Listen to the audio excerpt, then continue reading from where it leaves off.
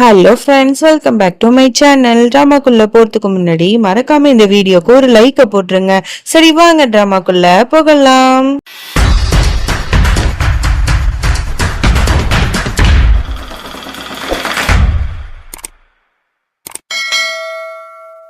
Starting சீன்ல பாட்டியை தான் காட்டுறாங்க. அது கண்டதையும் நினைச்சு யோசிச்சுக்கிட்டு மனசு போட்டு குழப்பிட்டு இருக்கோம். அப்ப கரெக்டா வேலைக்கார வரான். அவன்கிட்ட கத்திட்டு இருக்கு, எனக்கு ரொம்ப பசிக்குது, சீக்கிரமா போய் ஏதாவது சமைச்சு எடுத்துட்டு வா அப்படின்னு சொல்லிட்டு கத்துது. உடனே வேலைக்காரனு பறக்க பறக்க வெளில வரான். அப்பதான் சீமாவும் ரோகிணியும் என்னாச்சு அப்படிங்கிற மாதிரி கேக்குறாங்க. இந்த மாதிரி பாட்டிக்கு பசிக்குதான், அதான் நான் சமைக்க போறேன்னு சொன்ன உடனே, ஓ அப்படியா, நீ எதுவும் பண்ண வேணாம், நாங்க 2 பேரும் பாத்துக்கிறோம் அப்படின்னு சொல்லிட்டு கிச்சனுக்கு சீமா ரோகிணி 2 பேரும் போய் எல்லா வேலையும் பார்த்து பார்த்து பண்ணிட்டு இருக்காங்க. நிமிஷத்துல வகை வகையா சமைச்சிடுறாளுங்க. அப்பதான் அன்னிக்காரிங்களா என்ன நடக்குதுன்னு நோட்டமிடலாம் அப்படின்னு சொல்லிட்டு கிச்சனுக்கு பாக்குறாங்க. என்ன ரொம்ப வகை வகையா சமைக்கிற மாதிரி இருக்கு, என்ன ஸ்பெஷல் அப்படிங்கிற மாதிரி கேட்க, அப்பதான் ரோகிணி சீமா 2 பேரும் சொல்றாளுங்க, இல்ல பாட்டி ரொம்ப பசிக்குதுன்னாங்க, அதனாலதான் அவங்களுக்காக பண்ணிருக்கோம். அவங்களுக்காக மட்டும் இல்ல, நம்ம குடும்பத்துல உள்ளவங்க எல்லாத்தோட ஃபேவரட் டிஷ்ஷுமே நாங்க சமைச்சிருக்கோம், வாங்க சாப்பிடலாம் அப்படிங்கிற மாதிரி எல்லாம் கூப்பிடுறா. உடனே அவளுங்க எல்லாரும் வாய வச்சுட்டு சும்மா இல்லாம ரொம்ப இவளை வம்பு இழுக்கிற மாதிரியே பேசிட்டு இருக்காங்க. ஆமா ஆமா, இத்தனை வருஷம் நாங்க சமைச்சு கொடுத்தது பத்தாதுன்னு நீங்க வகை வகையா சமைச்சு எங்க வீட்டுல உள்ளவங்க எல்லாம் மயக்கலான்னு பாக்குறியா அப்படிங்கிற மாதிரி ஒரு மாதிரி பேச, அவங்க 2 பேருக்குமே ஒரு மாதிரி இருக்கும். என்னடா அது இப்படிலாம் பேசுறாங்களே அப்படின்னு சொல்லிட்டு அதுக்கப்புறம் எல்லாருமே வந்துடுறாங்க. எல்லாருக்கும் இங்க அழகா பரிமாறிட்டு இருக்காங்க. அப்ப பாட்டி வேலைக்காரனை பார்த்து, என்ன சமைச்சிட்டியா அப்படிங்கிற மாதிரி கேட்க, அதை ஏமா கேக்குறீங்க, அவங்க வீட்டு மருமக 2 பேரும் ரொம்ப சூப்பரா சமைச்சிருக்காங்க, வாசனை மூக்க தொலைக்குது, வாங்கம்மா சாப்பிடலாம் அப்படிங்கிற மாதிரி கூப்பிட, இவன் யாரு சொல்றான், ஒருவேளை சீமா ரோகிணியா இருக்குமோ அப்படின்னு டவுட் பட்டிக்கிட்டே டேபிள்ல உட்காடுது. இங்க சீமா பார்த்து பார்த்து எல்லாத்துக்கும் பரிமாறா, பாட்டிக்கும் எடுத்து எடுத்து வைக்கிறா.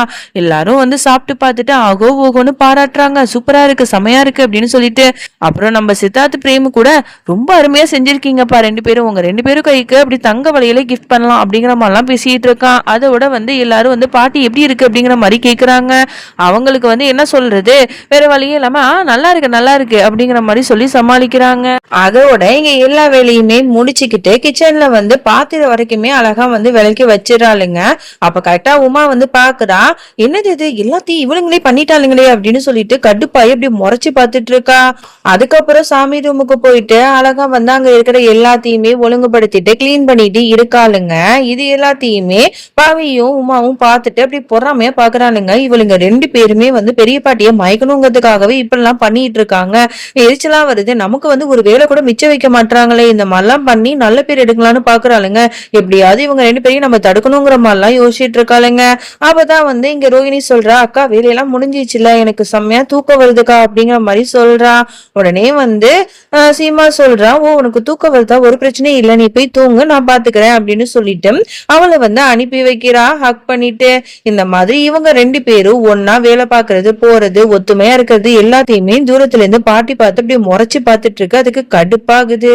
அதோட இங்க ரோகிணி நல்லா படுத்து தூங்கிட்டு இருக்கா. நம்மளோட சித்தார்த்து தூங்கிட்டு இருக்கானா, அப்ப டக்குன்னு நிஷம் அப்படின்னு சொல்லிட்டு கையை தூக்கி அவனோட மேல தூக்கி போடுவா. இவன் முழிச்சிட்டு, என்னடா கையெல்லாம் தூக்கி மேல போடுறாளே அப்படின்னு சொல்லிட்டு எடுத்து எடுத்து வச்சுட்டு அப்படியே அவனும் அந்த சைடு திரும்பி தூங்குறா. இருந்தாலும் இவ காலை தூக்கி மேல போடுறா, கையை தூக்கி போடுறா. இவனுக்கு கடுப்பாகுது. ஐயோ இவ என்னடா அது இப்பெல்லாம் பண்றாளே அப்படின்னு சொல்லிட்டு யோசிச்சிட்டே இருக்கான். ஒரு கட்டத்துக்கு அப்புறம் அவனை உதைச்சி அவ கீழேயே தள்ளி விட்டுறான். அவன் போய் கீழே விழுந்துடுறான். ஐயோ அப்படின்னு சொல்லிட்டு கத்துறான். உடனே இவ எந்திரிச்சிட்டு, ஐயோ என்னங்க கீழே போய் படுத்திருக்கீங்க, உங்களுக்கு என்ன ஆச்சு, இவ்வளவு பெரிய பெட் இருக்கு, கீழே போய் படுத்திருக்கீங்க, மேல படுத்தா என்னவா அப்படிங்கிற மாதிரி அவ தூக்கத்திலே உளறிட்டு இருக்கா. அடி பாவி, மேல படுத்தவன கீழே தள்ளி விட்டுட்டு இப்ப பேச்சா பேசுற அப்படிங்கிற மாதிரி பாக்குறான். இதுக்கப்புறம் நம்ம மேல போய் படுத்தா நம்ம உயிர் நம்ம கையில இல்ல, அதனால நம்ம பேசாம சோஃபாலே போய் படுத்து தூங்கிடலான்னு சொல்லிட்டு அவன் சோஃபால படுத்து தூங்கிடுறான்.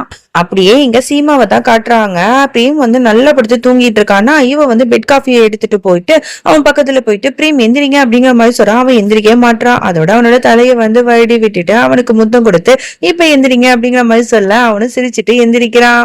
அதுக்கப்புறம் அவன் தள்ளி போலான்னு பாக்குறா. டக்குன்னு அவளை புடிச்சுக்கிட்டு அவகிட்ட ரொமான்ஸ் பண்ணிட்டு இருக்கான். டக்குன்னு இவ ஐயோ அத்தை அப்படிங்கிற மாதிரி கத்துறா. டக்குன்னு அவன் பயந்துட்டு விட்டுடுறான்.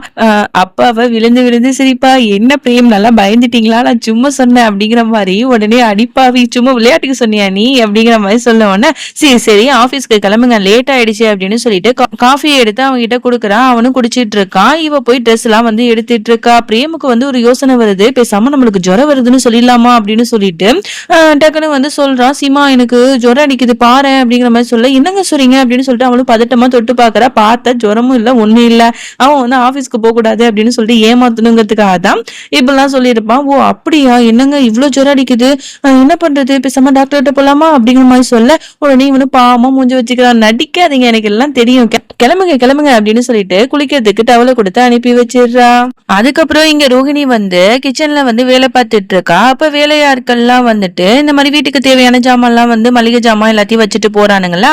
அப்ப வந்து பில் லிஸ்ட வந்து சீமாட்ட வந்து கொடுத்துட்டு போவாங்க. சீமா வந்து எல்லாத்தையும் பாக்குறா. என்ன ரோகிணி இது ரொம்ப அதிகமான விலையா இருக்கே, பேசாம அம்மாட்ட போன் பண்ணி கேட்கலாமா அப்படின்னு சொல்லிட்டு அம்மாக்காரங்களுக்கு போன் பண்ணிட்டு மளிகை ஜாமான் இவ்வளவு விலையில இருக்குமா, இந்த மாதிரி அரிசி பருப்பு இதெல்லாம் வந்து எவ்வளவுமா அங்க விற்கும் அப்படிங்கிற மாதிரி கேட்க, எல்லாம் கம்மிதாமா அப்படிங்கிற மாதிரி சொல்லும் போது, என்னமா இது அநியாயமா இருக்கு, நம்ம ஊர்ல வந்து அவ்வளவு கம்மியா இருக்கும், இங்க பார்த்தா எல்லாம் டபுள் மடங்கா இருக்கு, இது சரியாவே இருக்காது, இது எல்லாத்துக்கும் ஒரு வழி பண்ற அப்படிங்கிற மாதிரி இவ யோசிக்கிறான். அதுக்கப்புறம் பார்த்தா ஒட்டுமொத்த குடும்பமும் வந்து ஹால்ல வந்து இருக்கு. அப்ப வந்து யாரோ வந்து மொத்தவங்க வந்து மளிகை ஜாமான் எல்லாம் எடுத்து வச்சிட்டு இருக்கானுங்க.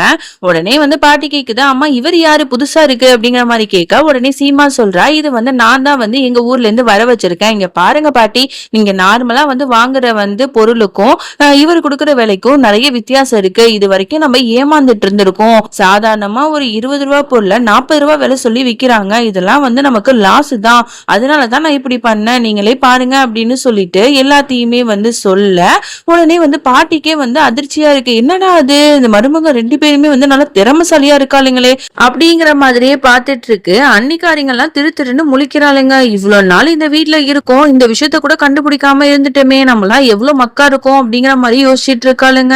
இதெல்லாம் பாக்குற மாமனாருக்கு ரொம்ப பெருமையா இருக்கு. நம்ம வீட்டு 2 மருமகளும் எவ்வளவு வந்து புத்திசாலித்தனமா இருக்காங்க, உங்களை எல்லாம் நினைச்சா எனக்கு ரொம்ப பெருமையா இருக்குமா அப்படிங்கிற மாதிரிலாம் வந்து சொல்லிட்டு இருக்காரு.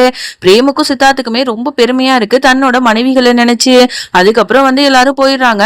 அதோட பாட்டியை வந்து இங்க ரூம்ல தான் காட்டுறாங்க. அது சமவே டென்ஷனா இருக்கு. சீமாவையும் ரோகிணியும் ஃபர்ஸ்ட் பிரிக்கணும், இவளுங்க 2 பேரும் ஒண்ணு சேர்ந்தாளுங்கன்னா இந்த குடும்பத்தையும் ஒரு வழியாக்கிடுவாளுங்க, இப்படி பிரிக்கிறது அப்படிங்கிற மாதிரிலாம் கிரிமினலா யோசிச்சுட்டு இருக்கு. அதோட அடுத்த நாள் ஆயிடுது. இங்க வந்து எல்லாரும் ஒன்னா உட்காந்து சாமி கும்பிட்டு இருக்காங்க. அப்படியே வந்து ஜோடி ஜோடியா ஆரத்தியும் எடுத்துட்டு இருக்காங்க. அப்பதான் சீமா ரோகிணி 2 பேரும் எல்லார் காலையும் விழுந்து ஆசீர்வாதம் வாங்கிட்டு இருக்காங்க. அப்பதான் வந்து பாட்டி சொல்லுது, என்ன சீமா எல்லா காலையும் ஆசீர்வாதம் வாங்கிட்ட, ஆனா ஒத்தவங்க காலில வாங்கலையேமா, நீ மறந்துட்டியா அப்படின்னு கேட்க, என்ன பாட்டி சொல்றீங்க, நான் தான் எல்லா காலையும் விழுந்துட்டேனே அப்படிங்கிற மாதிரி அவளும் சொல்றா. இல்லையே, இந்த வீட்டோட மூத்த மருமக ரோகிணியோட காலில் விழுந்து ஆசீர்வாதம் பண்ணணும் இல்லையா, இதுதானே நம்மளோட சாஸ்திர சம்பிரதாயம் அப்படிங்கிற மாதிரி பாட்டி சொல்ல, இதை கேட்ட ஒட்டுமொத்த குடும்பமும் அதிர்ச்சியாய் பாக்குது. ரோகிணிக்கு என்ன பண்றதுன்னே தெரியல, அப்படி ஷாக் ஆகி நிக்கிறா. சீமாக்கு அப்படி கண்ணெல்லாம் கலங்குது, ஒரு மாதிரியா நின்னுட்டு இருக்கா. என்னம்மா நீ போய் ஆசீர்வாதம் வாங்க போ அப்படிங்கிற மாதிரி சொல்ல, இங்க சீமாவும் ரோகிணி கால்ல விழுந்து ஆசீர்வாதம் வாங்குறதுக்கு போறா. அதோட இந்த பாட்டை நம்ம முடிச்சுக்கலாம். இதுக்கப்புறம் என்ன நடந்துச்சு அப்படின்னு சொல்லிட்டு நம்ம நாளைக்கு பார்க்கலாம். அது வரைக்கும் என்னோடு காத்திருங்கள். பாய். மறக்காம சர்ப்ரைஸ் பண்ணுங்க. தேங்க்யூ.